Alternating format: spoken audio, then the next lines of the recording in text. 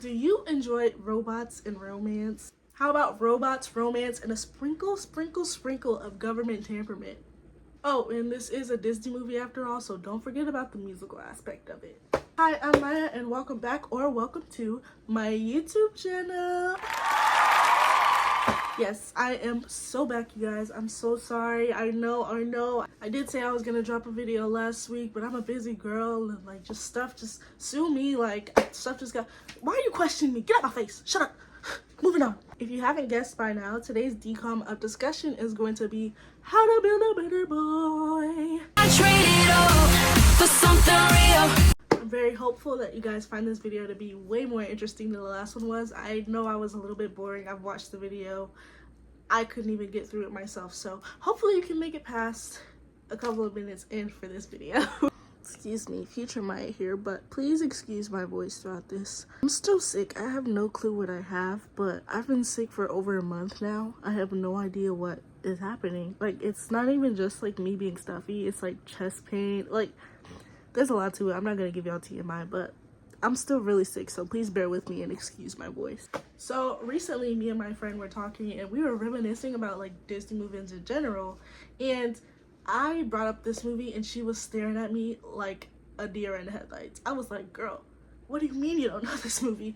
So the fact that she didn't know led me to believe that other people don't know, and I cannot let this banger go unnoticed. So we're gonna be talking about it. Let's get right into it. Disney's How to Build a Better Boy features two high school nerds named Gabby and May, and they're gonna be our main characters for this film. They're smart because they have glasses on, and they show us this in the first clip where they are finishing their test before everyone in their class finishes the test. The teacher tells them to check their work, and they just do it in their head because they're just so smart. They're so nerdy and so smart that they don't even need to write down their work to check it. What the heck? We also get to see that May is a tutor for Noah Centineo. Oh, Jaden. His name is Jaden. Yes, May has a crush on Jaden, and we see that by the photo that she's drawing of him while she's directly next to him. No clue what that's about, Disney. What the heck? We also see that like she's kind of at a discourse because they're on two different sides of the social spectrum, and he's very popular and she's not, so they are pretty much forbidden to be together. If you ask me, it should be the fact that he has a girlfriend, but I mean, whatever, to each their own. So Gabby and May come into contact with the school's head mean girl, who is named Nevaeh, who they have this running joke throughout the film of, oh, Nevaeh, that's heaven spelled backwards. She's pretty much the head mean girl, the queen bee of the school.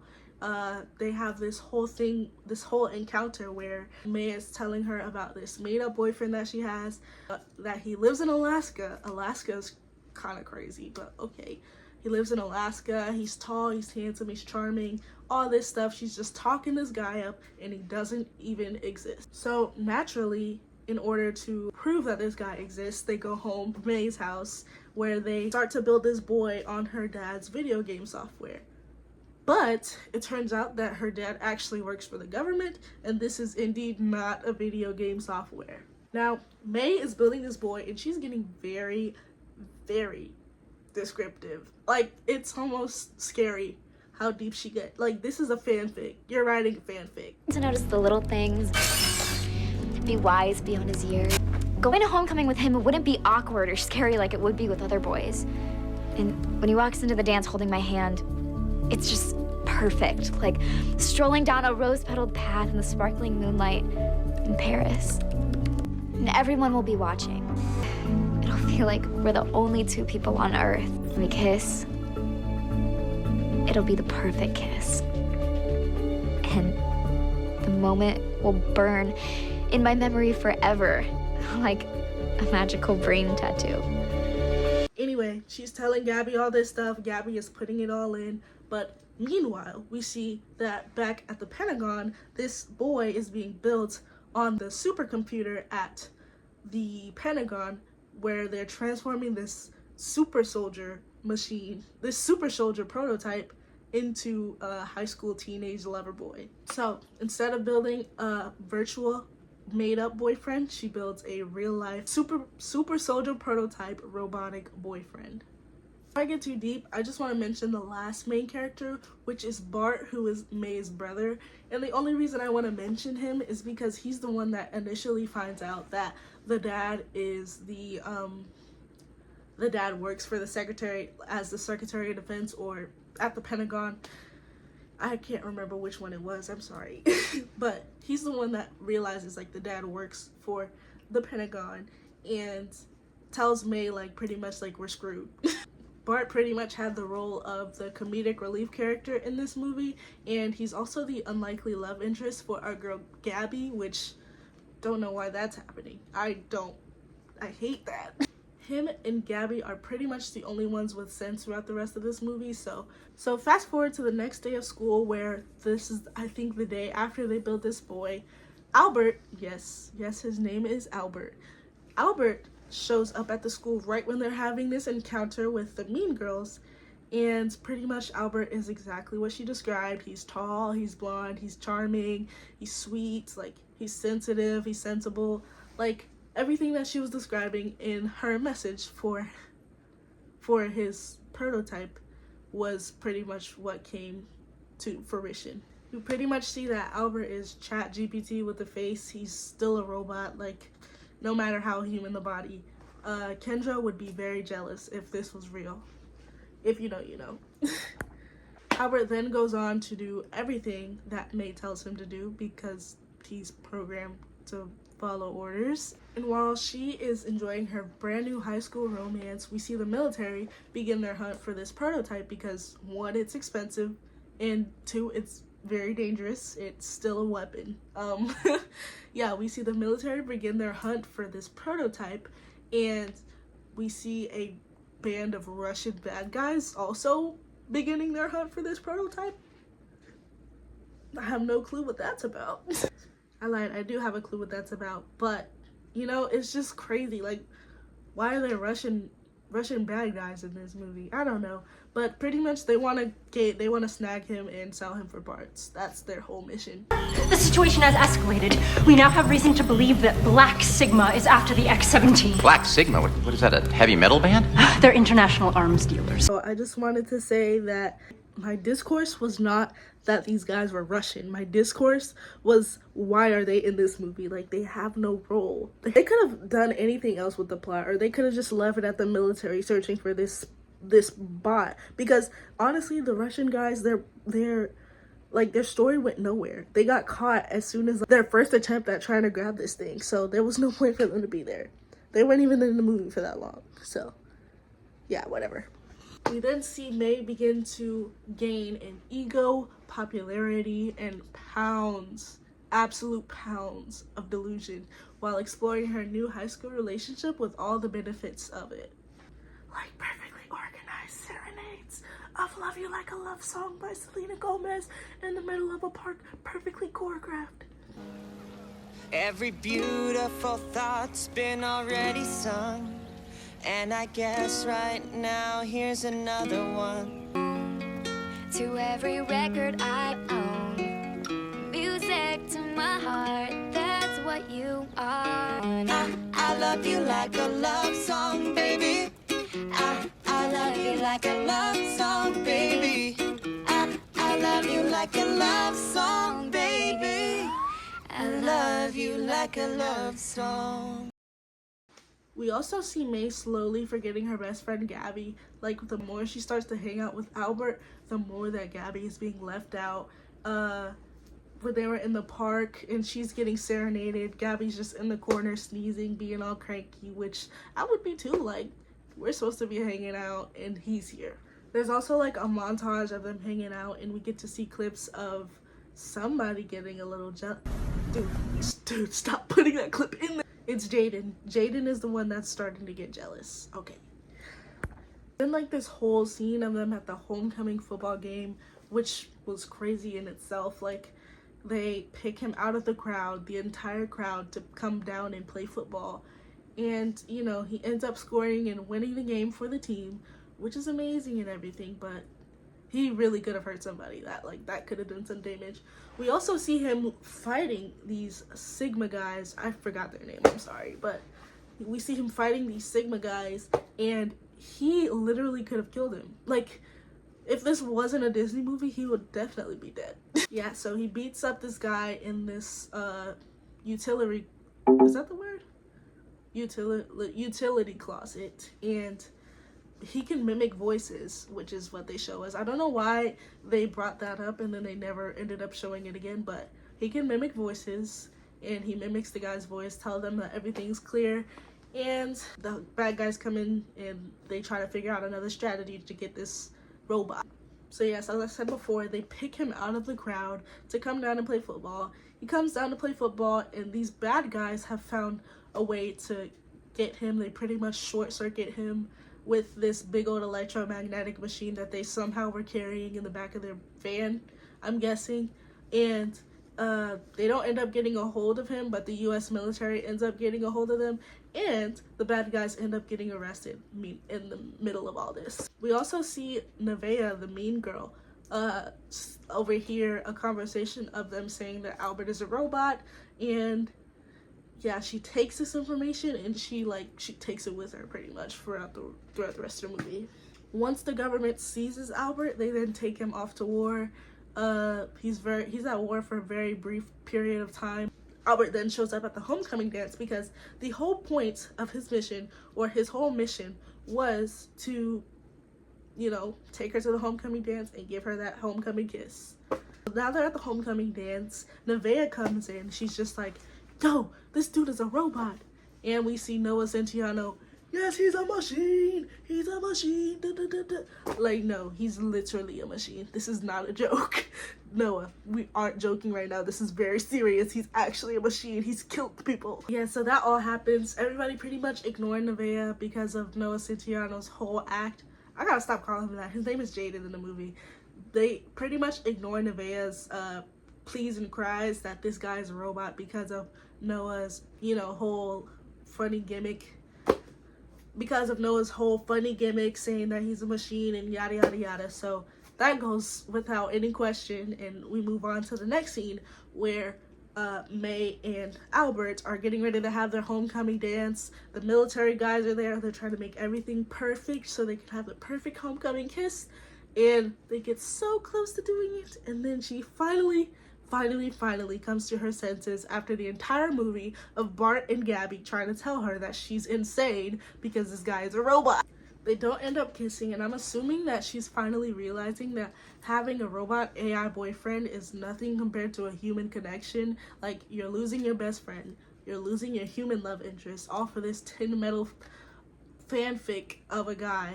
Which, I mean, you know, opportunity comes once at a time. Like, opportunity comes once a day, you ought to take it, but you know, you gotta have some sense. Like, but yes, I think she's realizing that having a human AI boyfriend, no matter how handsome, how charming, how cool he is nothing compared to a genuine human connection like what she could have with Jaden.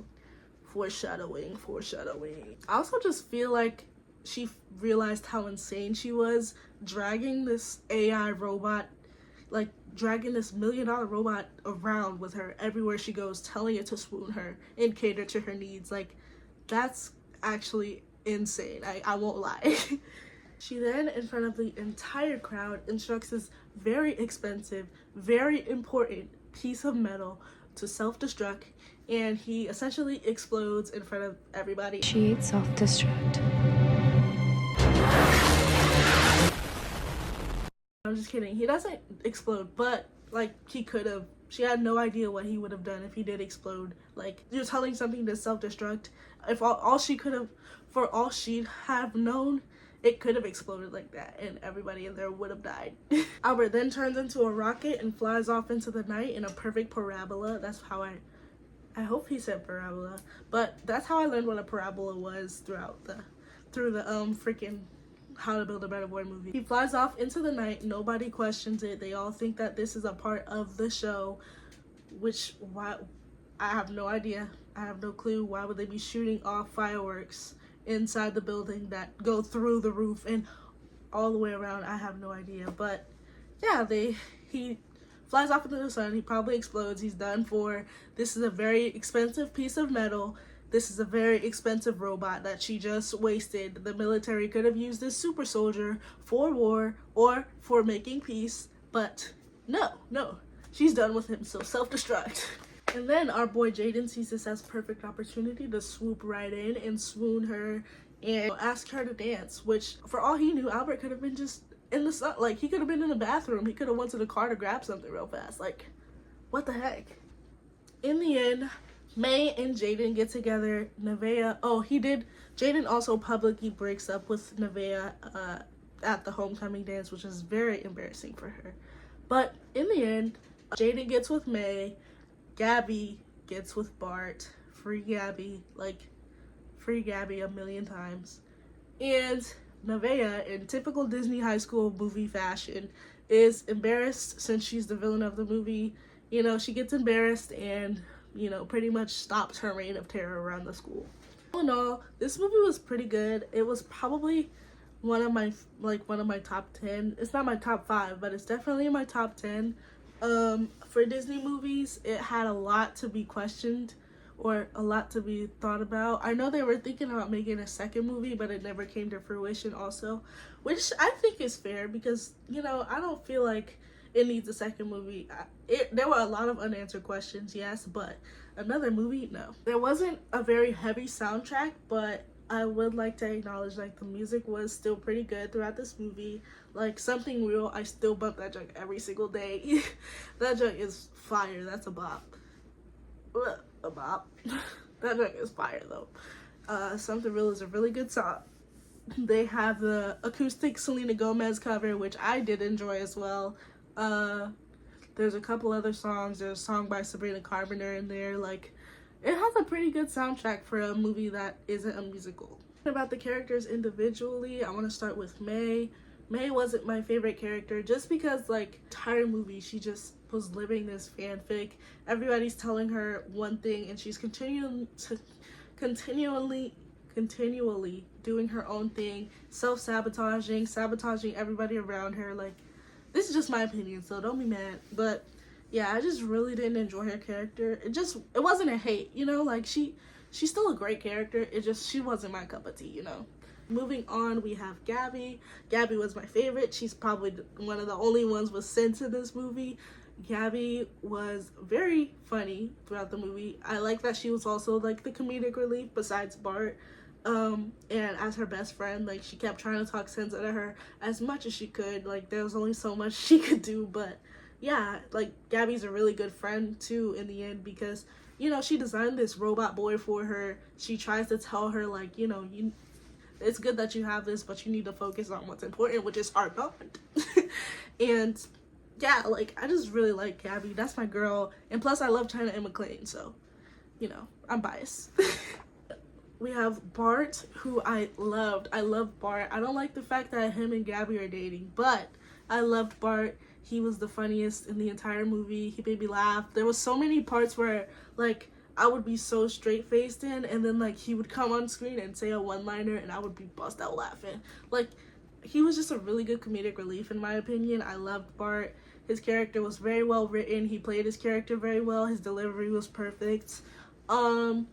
I wish we got to see more scenes of him. Like, I know he was in a lot of the movie, but I just wish he had, like, more of a part in it. Like, there was a lot of parts where he didn't have lines where he should have had lines, and it would have made everything so much more funnier and whatnot. But, you know, I'm not mad about it. I'm so glad, like, he had the screen time that he did. And yeah, he's definitely my favorite character in the whole movie besides Gabby. We then have Jaden, who we didn't really see that much. We just saw him for all the romantic parts for Gabby, which is fine, I guess. We just didn't really see much of him. I didn't like or dislike him. I'm very neutral when it came to him, but I like the fact that he and May got together. They're so cute together. I was rooting for them for the beginning of the movie where she was drawing him right next to her. Yeah, what a romantic gesture. Last but not least, we have Nevaeh, and, you know, she's your typical Disney villain or your typical Disney bully.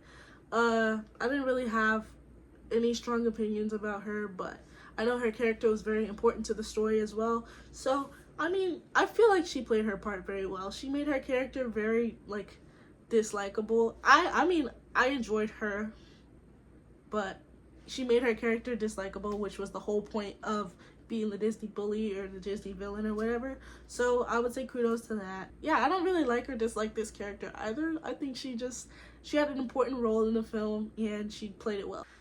All in all, this movie is really good. I think I've already said that this movie is in my top 10, but I'm gonna say it again. I enjoyed this movie. I watched it, I think, 3 times this week in order to prepare for this, and I feel like I still wasn't prepared enough.